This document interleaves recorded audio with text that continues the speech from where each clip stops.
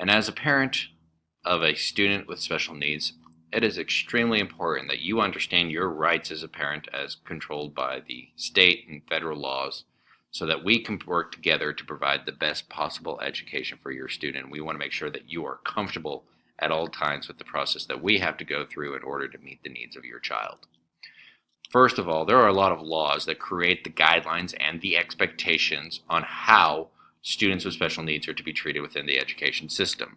This outlines exactly what you can expect from us in the school. It outlines what is expected of you so that everybody can work together to provide the best possible education for the child.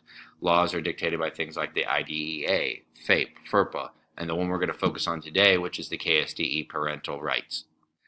All these laws, all these rights have been revised, worked on, changed in various ways over the last several decades.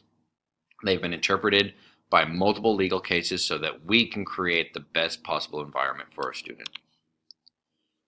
The most important right you have is in communication. You have the right to know what's going on. One of the most important rights is to know your rights and safeguards as it's described today. You need to understand exactly what you get to expect of us, and that needs to be communicated to you in a way that makes sense to you. You have the right to all information, all records that are gathered about your child. If we do any kind of tests or data gathering or surveys, you have a right to that information at all times.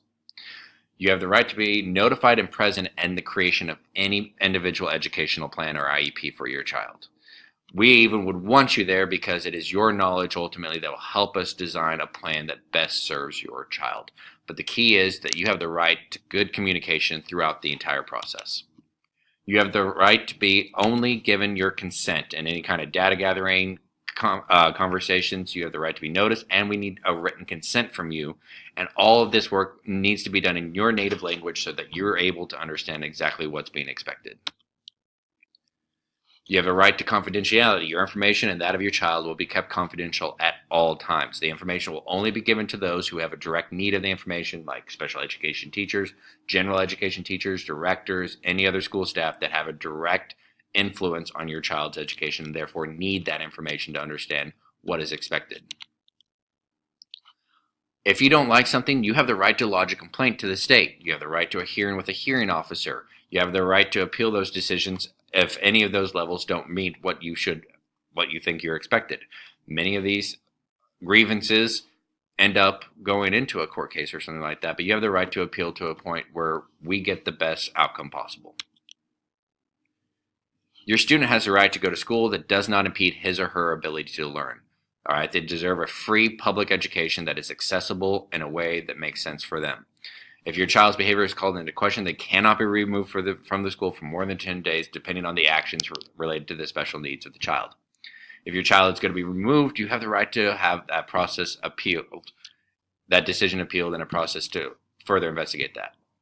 You have the right to send your child to a private school. However, if we at the public schools can meet your child's need, we are not required to pay for that private school tuition. However, if we cannot provide the free, appropriate public education that is necessary for every child, if we can't meet your child's needs, then there is something to be said that where we may need to pay for that student to go to a special school if that's the decision you made.